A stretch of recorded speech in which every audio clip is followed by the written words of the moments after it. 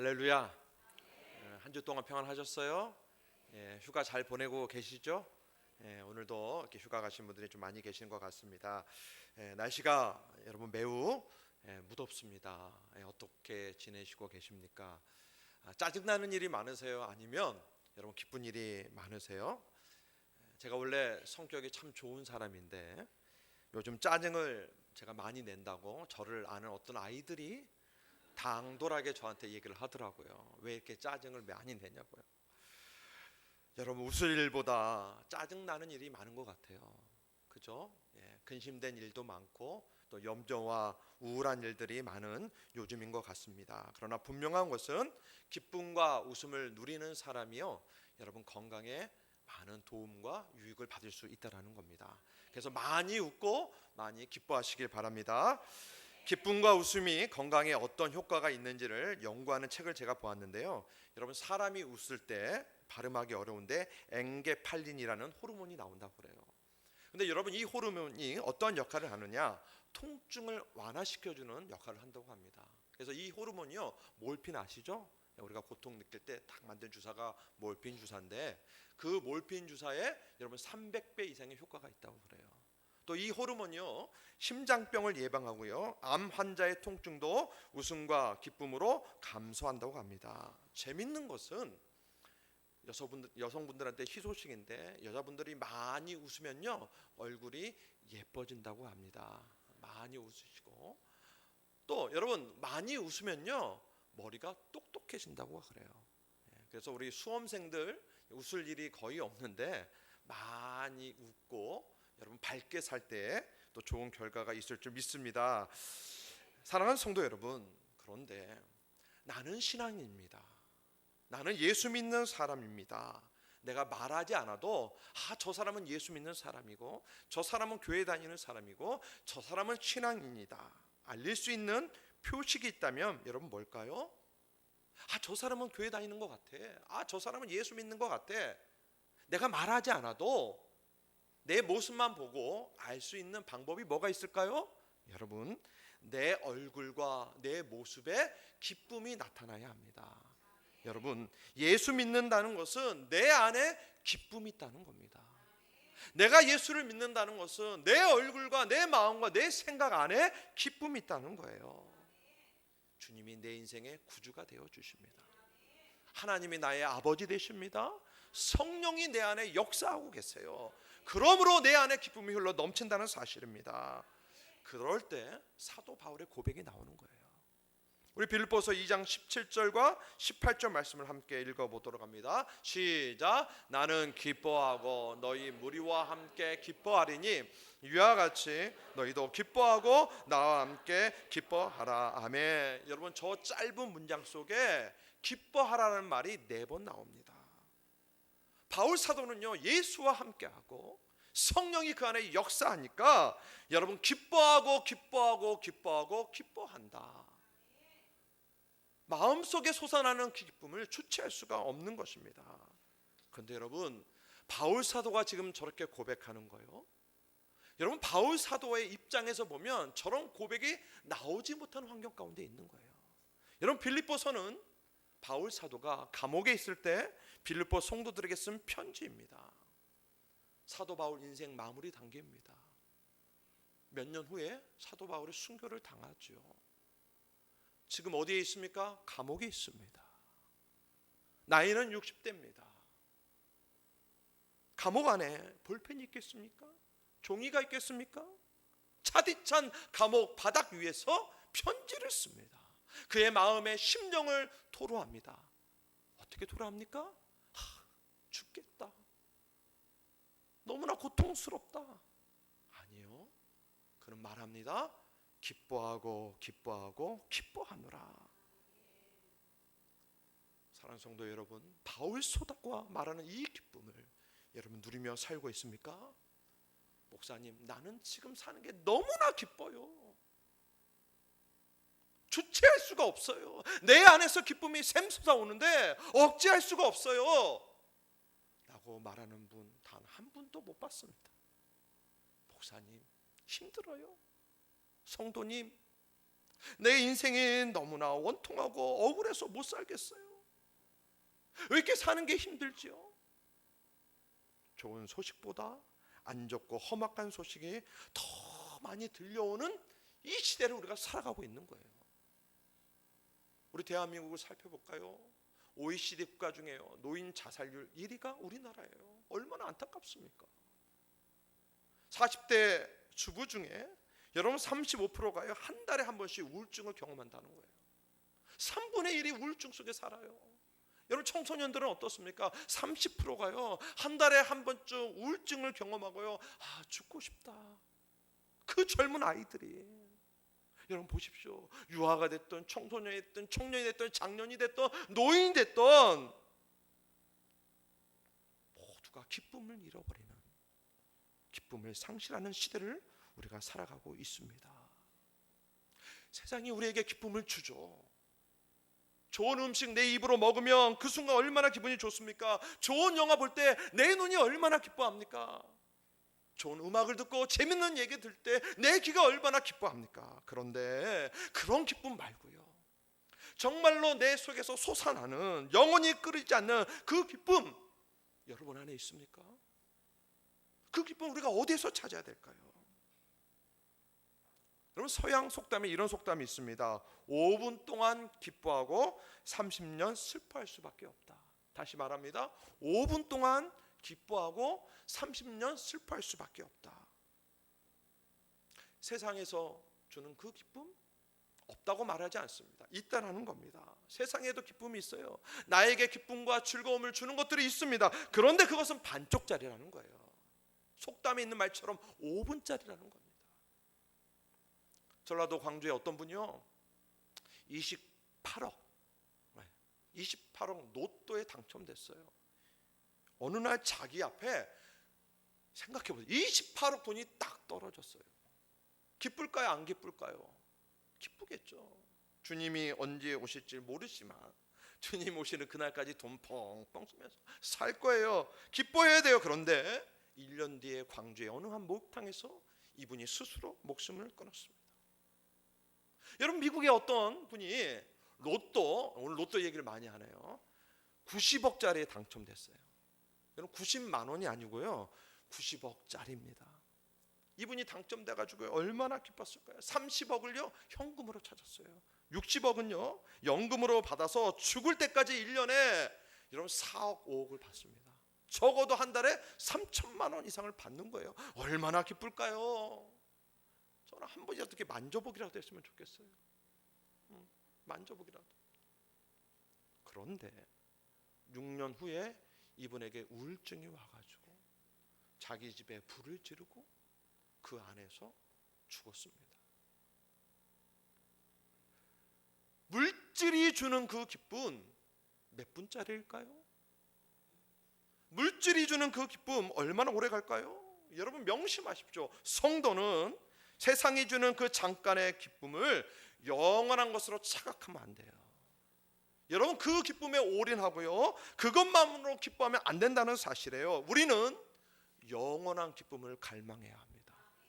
영원히 마르지 않는, 끊임없이 내 마음 깊은 곳에서 솟아나오는 샘솟는 그 기쁨을 가져야 합니다. 그렇다면 여러분 이 세상 가운데서 그 마르지 않는 그 기쁨, 영원히 샘솟는 그 기쁨, 나의 환경에 상관없이 내가 가난하고 내 삶에 문제가 있고 염려와 근심 걱정이 있다 할지라도 마르지 않는 내 안에서 솟아나는 그 기쁨 어디에서 찾을까요? 우리 빌립보서 4장 4절 말씀을 크게 한번 같이 읽어보도록 합니다. 시작. 아멘. 여러분 믿으시기 바랍니다. 기쁨이 어디에 있습니까? 주 안에서 있는 거예요. 할렐루야, 할렐루야. 여러분 기쁨이요 내 안에는 없는 줄 알았어요. 기쁨이라는 것은요 가진 것이 많은 분, 능력 있는 분들 그런 사람에게만 있는 줄 알았어요. 기쁨은 나에게 저 멀리 있는 것 같아요. 그러나 성경은 말합니다. 기쁨은 예수 안에 있습니다.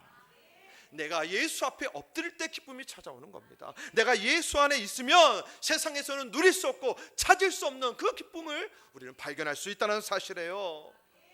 저는 우리 모두가 죄로 말미암아 잃어버렸던 그 기쁨을 우리가 예수 안에서 거함으로 해결함 받고 세상에서 누릴 수 없는 기쁨을 누리는 은혜가 있기를 주님의 이름으로 축원합니다.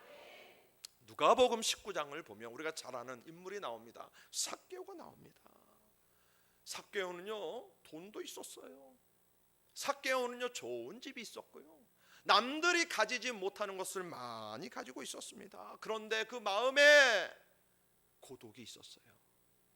외로움이 있었어요. 사람들이 자기를요 사람 취급을 안 하는 거예요. 우울감이 찾아왔습니다. 얼마나 슬플까요? 여러분, 사람이 외롭다는 것, 고독하다는 것 말로 표현을 못해요. 누가 알아주지도 않죠. 그럴 땐 그가 어느 날 180도 완전히 사람이 바뀌는데 기쁨이 그 안에 흘러 넘치는 거예요. 왜 그럴까요? 누가복음 19장 6절에 이렇게 기록합니다. 그가 급히 내려와 즐거워하며 영접하거늘. 여러분, 그의 마음 가운데 즐거움이 찾아왔어요. 기쁨이 찾아왔어요. 왜요? 예수님께서 그 밑에서 그를 기다리고 계셨습니다. 기쁨을 찾을 수 없는 그의 인생에게 예수님이 찾아와서 예수님과 만나 이야기하고 예수님 안에 거하니까 그 마음 가운데 기쁨이 찾아왔다는 거예요. 돈으로도 찾을 수 없었어요. 좋은 집으로 좋은 차도 살 수 없었는데 주님 안에 거하니까 그의 마음 가운데, 심령 가운데 기쁨이 샘이 솟아나는 것처럼 펑펑 솟아나기 시작했습니다. 사랑하는 성도 여러분, 예수 안에 거하시기를 바랍니다. 여러분, 예수 안에 거하셔야 돼요. 내 신앙을 점검합시다. 내 신앙 10년 20년 된 신앙이에요? 내 신앙 목사이고 장로이고 권사이고 안수집사이고 집사예요?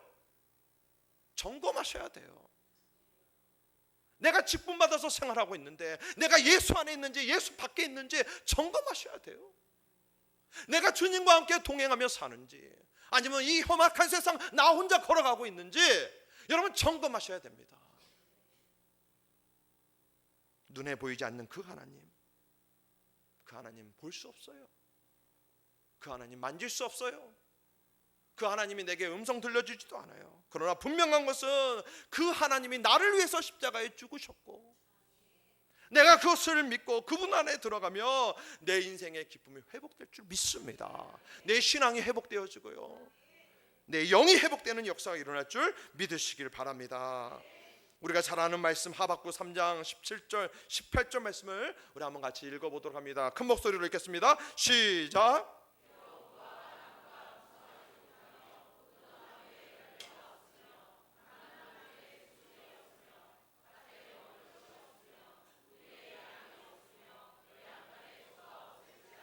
나는 여호와로 말미암아 즐거워하며 나의 구원의 하나님으로 말미암아 기뻐하리로다. 할렐루야.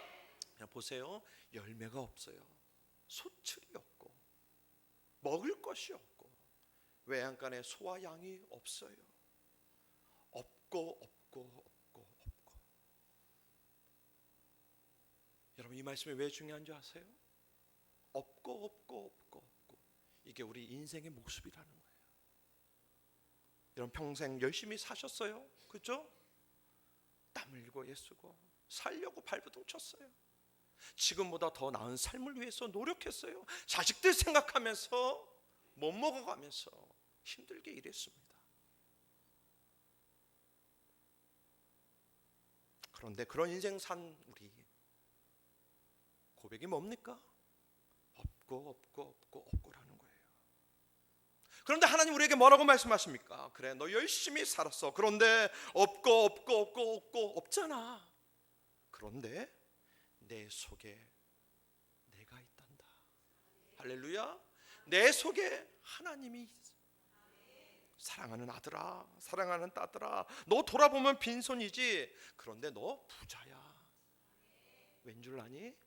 너 안에 내가 있잖아.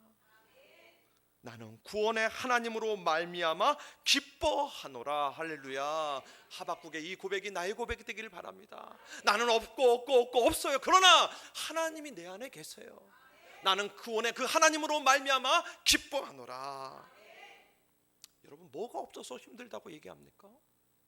여러분, 뭐가 없어서 안 된다고 말하고요, 뭐가 없어서 죽겠다고 말합니까? 여러분, 그런 말 함부로 하지 마십시오. 우리는 하나님을 가졌습니다. 그 하나님이 내 안에 계시고요, 그 하나님이 내 가운데서 역사하십니다. 자, 그렇다면 여러분, 주 안에서 기쁨을 누리는 삶은 구체적으로 어떠한 삶입니까? 세 가지를 짧게 말씀 전하고 마치겠습니다. 따라서 합니다. 말씀 안에서. 여러분, 말씀 안에 거할 때 우리 안에 기쁨이 넘칩니다. 우리 예레미야 15장 16절 말씀을 같이 한번 큰 목소리로 읽겠습니다. 시작. 내가 주의 말씀을 얻어 막사오니 주의 말씀은 내게 기쁨과 내 마음의 즐거움이오나. 아멘. 여러분, 성도가 언제 기쁨이 회복되어집니까? 하나님의 말씀이 들려야 돼요. 말씀을 듣고 들려지고 그 말씀에 감동이 있을 때 내 안에 기쁨이 회복되어집니다. 내가 살고 있는 상황은 똑같아요. 여전히 힘들어요. 여전히 고난 가운데 있고 여전히 핍박 가운데 있어요. 어려워요. 그러나 주의 말씀이 들려주는 순간 그 심령 가운데 기쁨이 회복되어집니다. 오늘 우리가 드려지는 이 예배 가운데 하나님의 음성이 들려져서 기쁨이 회복되는 예배가 되길 주님의 이름으로 축원합니다. 우리 가운데 삶이 무너진 분 계세요. 앞길이 보이지 않아요. 살기 위해서 발버둥치고 애쓰고 노력하는데 보이지가 않아요. 여러분, 그분이요, 하나님의 말씀이 들려지기만 한다면, 오늘 예레미야 말씀처럼 하나님의 말씀을 먹을 수만 있다면 일어납니다. 회복되었습니다. 여러분, 말씀을 먹을 수만 있다면 세상을 이기는 자가 되는 거예요. 청년들 제가 담당했을 때 성경 공부를 하는데 어떤 청년이요, 손을 부들부들 막 떠는 거예요. 왜 그러냐고 물어봤더니, 목사님, 담배를 끊기 위해서 자기가 노력을 한다는 거예요. 금단 현상이 일어나는 거예요. 하나님의 말씀을 내가 들으니까 이 담배를 끊지 않으면 안 겠다는 마음이 든다는 거예요. 말씀이 들려지니까 자신의 잘못이 보여지고 노력하고 애쓰는 거예요. 그 친구 담배 끊었어요. 여러분, 제자 훈련하고 성경 공부하면 하나님의 말씀이 들려지면요, 술 끊지 못하는 거 끊게 됩니다. 여러분, 가정의 회복이 일어나고요, 용서할 수 있는 마음이 생기고요, 말씀이 들려지면 삶의 여러 문제들이 하나하나 해결되는 거예요. 성도는 말씀만 먹어도 길이 열려지고 삶이 새로워지는 은혜가 임할 줄 믿습니다. 말씀 안에 거할 때 내 안에 기쁨이 넘치는 겁니다. 두 번째 따라합니다. 기도 안에 거할 때 우리는 기쁨을 누릴 수가 있어요. 오늘 본문의 말씀 빌립보서 4장 6절 말씀을 같이 읽겠습니다. 시작. 아무것도 염려하지 말고 다만 모든 일에 기도와 간구로 너희 구할 것을 감사함으로 하나님께 아뢰라. 할렐루야. 하나님께 아뢰시길 바랍니다. 우리 시편 말씀을 한 절 더 읽겠습니다. 126편 5절 말씀도 같이 봅니다. 중요한 말씀이에요. 읽습니다. 시작. 눈물을 흘리며 씨를 뿌리는 자는 기쁨으로 거두리로다. 아멘. 우리가 살아가는 데 있어서 인생의 눈물을 다 흘러요. 그죠? 목사인 저도, 젊은 이 목사도 인생 가운데 눈물이 흘릴 때가 있어요. 그런데 그 인생의 눈물이 변하여 기쁨이 되는 방법이 뭐가 있겠습니까? 눈물을 흘리는 그 상황이 기쁨으로 바꿀 수 있는 유일한 길은 그 눈물의 제목, 그 하나하나가 기도의 제목으로 바뀔 때에 얼마든지 기뻐하는 삶을 살 수 있다는 사실이에요. 그러게 여러분, 하나님 앞에 기도하는 사람 되기를 주님의 이름으로 축원합니다. 하나님께 기도하는 사람 되십시오. 기도하는, 눈물을 흘리며 씨를 뿌리는 그 자, 기도하는 그 자는 기쁨으로 거두리로다. 성도가 언제 가장 행복할까요? 여러분, 믿음의 생활 한번 보면서, 과정을 지켜보면서 지금까지 왔잖아요. 언제 행복합니까? 저는요, 가장 행복할 때가 어느 때인가, 하나님이 살아계시다는 것을 제가 처음으로 느꼈을 때. 여러분, 그 기쁨 아세요? 저도 목사의 아들로 태어나서 하나님 믿고 예수 믿고 교회 다녔어요. 그런데 그것을 몰랐어요. 그런데 어느 순간에 보니까 정말로 하나님이 살아계시다는 것을 제가 알게 되는 거예요. 그때 여러분, 그 기쁨과 감격은요, 잊을 수가 없어요. 나 혼자 있는 줄 알았는데, 그런데 하나님이 살아계셔서 나와 함께 하시네. 더욱 기쁜 것은 뭔지 아십니까? 그 살아계신 하나님께 내가 기도하였더니 하나님이 내게 응답해 주시더라. 그것을 느끼고 그것을 경험하면요, 내 안에 감사와 기쁨과 관계 흘러 넘치는 겁니다. 어느 날 제가 제 자신을 바라봤더니 제 안에 기쁨이 없는 거예요. 성도님들과 인사하고 대화하고 말씀을 전하는데 겉으로는 웃고 있는데 제 마음에는 뭔가 공허하고 기쁨이 충만하지 않는 거예요. 왜 그럴까 생각을 해봤어요. 왜 그럴까? 하목교에 부임하고 나서 제가요, 앞만 보고 달려왔습니다. 저의 모든 에너지를 다 쏟았어요. 긴장하면서요. 정말로 살기 위해서 저 나름대로 발버둥 쳤어요. 저 솔직한 고백이에요. 성도님들 한 분 한 분 한 가정 한 가정 제가 공부하면서 파악하고 또 신방하고 말씀 연구하고 설교 준비하고 힘을 에너지를 다 쏟았더니 제 몸에 피곤이 찾아왔던 것 같아요.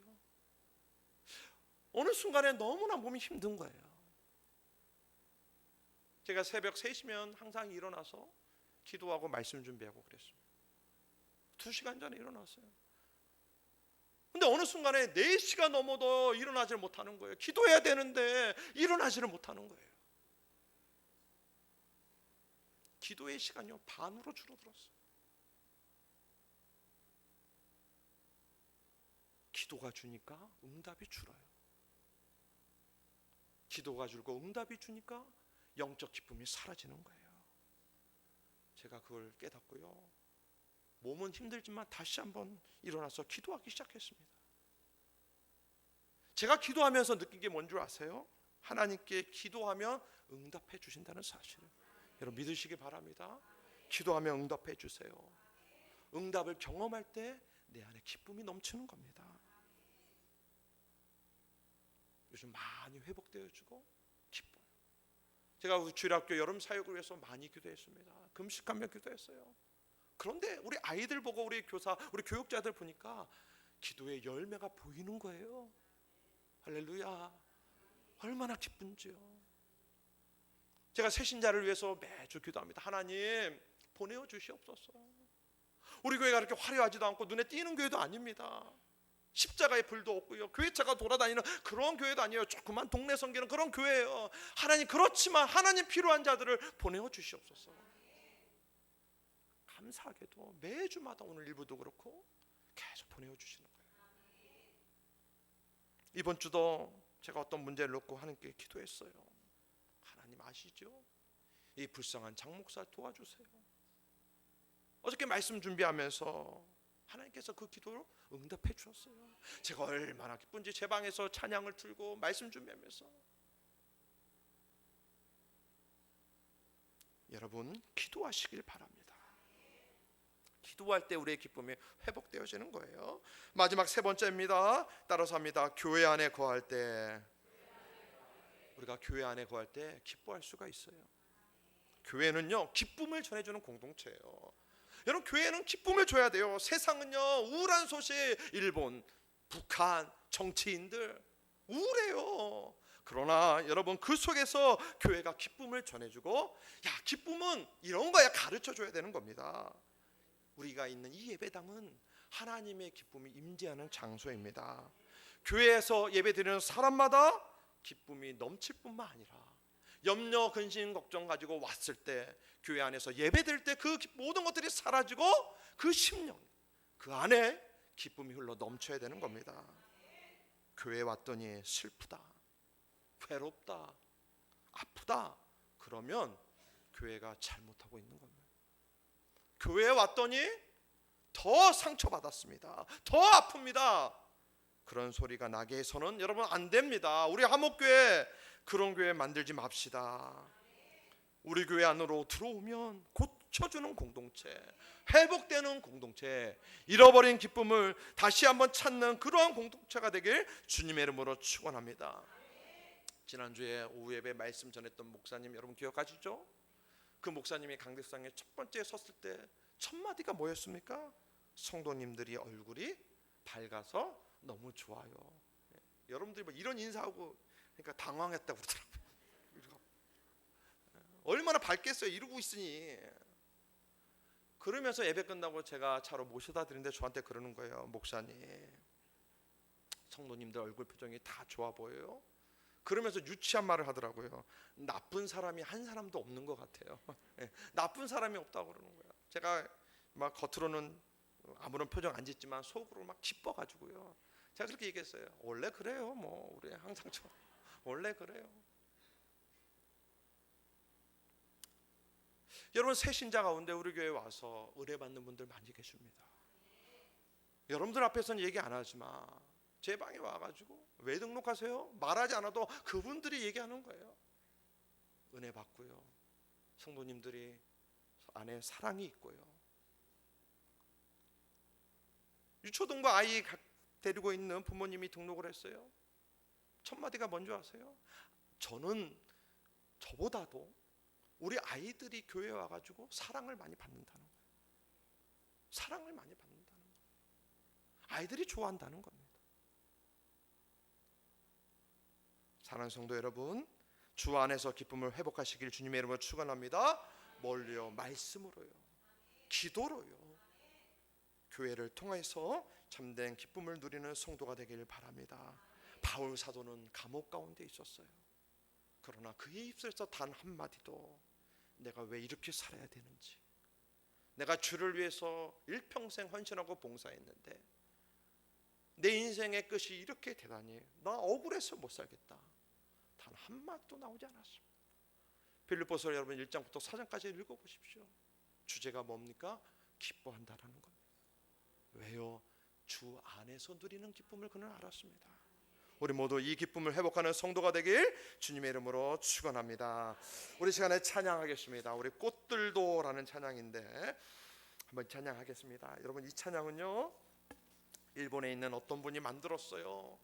복음화율이, 우리 찬양팀 나오세요. 1%도 안 돼요. 복음화율이 1%도 안 돼요. 1%도 안 되는 그 땅을 바라보면서 이분이요, 하나님 언젠가는 이 땅을 회복시켜 주시옵소서, 그런 마음으로 이 찬양을 만들었습니다.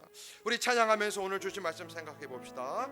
이곳에 가사 한번 1절 읽어드릴게요. 이곳에 생명샘 솟아나 눈물 골짝 지나갈 때에 머자나 열매 맺히고 웃음소리 넘쳐나리라.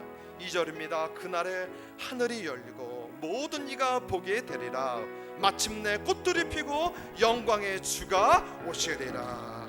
우리 시간에 찬양하겠습니다. 이곳에 가사를 생각하시면서 찬양합시다. 이곳에 생명샘 솟아나 눈물 골짝 지나갈 때에 머자나 열매 맺히고 웃음소리 넘쳐나. 다시 한번 고백합시다. 이곳에 생명샘 솟아나, 이곳에 생명샘 솟아나 눈물 골짝 지나. 여러분, 그게 우리의 삶이라는 거예요. 없고 모자라 열매 맺히고 웃음소리 넘쳐나. 할렐루야. 꽃들도 구름도 바람도 넓은 바다로 찬양하라 찬양하라 예수를. 하늘을 울리며 노래해 나의 영혼아. 은혜의 주 그날에 하늘이 열리고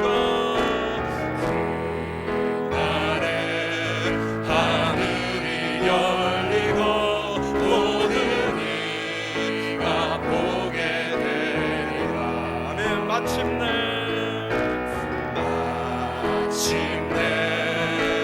꽃들이 피고 영광의 주가 오시. 다시 한번 2절 고백합니다. 그날에 하늘이 열리고 그날에 하늘이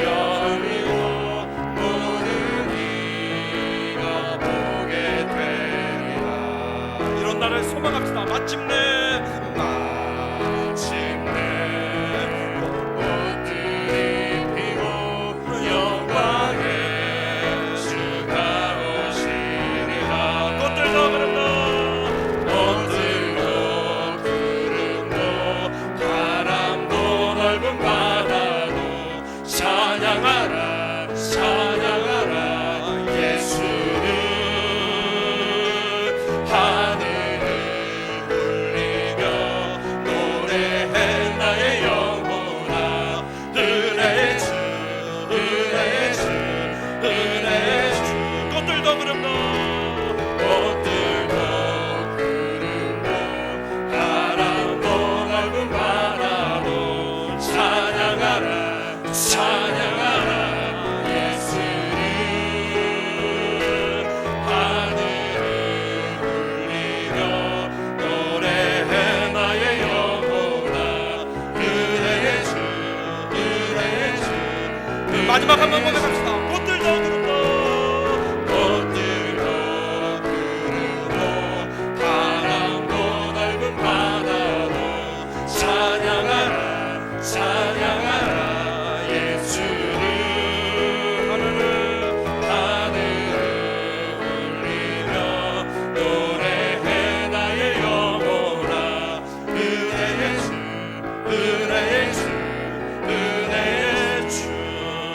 우리 계속해서 기도하기를 원합니다. 여러분 이날을 우리가 소망합시다. 여러분 주 안에서 기뻐하시길 바랍니다. 여러분 어렵죠? 하박국의 고백처럼 없고 이게 우리 인생의 삶의 모습이에요. 그러나 그는 고백합니다. 내가 구원의 하나님으로 말미암아 기뻐하노라. 사도 바울은 감옥에 있었어요. 뭐가 기뻐할 수 있습니까? 그러나 고백합니다. 내가 주 안에서 기뻐하노라. 여러분 힘들죠? 눈물 나죠? 누가 여러분 알아주지도 않죠? 우리 오늘 찬양의 고백대로 꽃들도 구름도 바람도 하나님을 찬양하는 그날을 여러분 소망하시기를 바랍니다. 우리 시간에 주여 모래지고 하나님 내 안에 기쁨이 샘솟게 하여 주시옵시고 회복되게 하여 주시옵소서. 말씀과 기도가 살아나게 하여 주시옵소서. 우리 간절히 한번 여러분의 심령을 안고 주여 한 주만에 주 간절히 기도하겠습니다. 주